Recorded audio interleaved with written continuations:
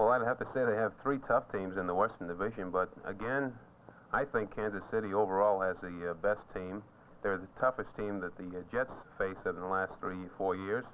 But Oakland, I look for Oakland and Kansas City to be the toughest teams to beat in the Western Division. Well, Jerry, now what you're mostly concerned with, the Eastern Division, how do you see it? That's right. I'd have to say that I'll eliminate Houston, which really isn't fair, but I think the Jets are better than Houston. And I'd have to say that the Buffalo Bills will be the team to beat in the Eastern Division for us to win the championship. Does it bother you that you're generally considered to be one of the finest defensive ends, and you still haven't won an All-Star berth?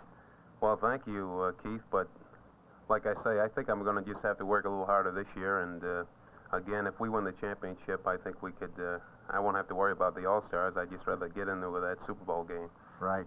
Jerry Philbin, what's the major difference between the AFL and the NFL now?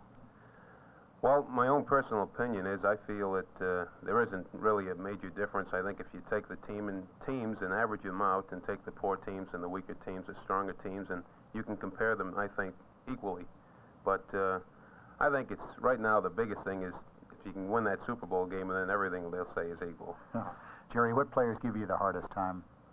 Well, I play the defensive end, and more or less the offensive tackles that give me the hardest time are Ron Mix from San Diego, one of the best in the AFL. And I did have the pleasure to play against Bob Brown. They say that he's the best in the NFL, and I'd have to say I agree with them. But we have some tough ones. Harry Shue from Oakland is very tough, and Ron Neville from Boston Patriots.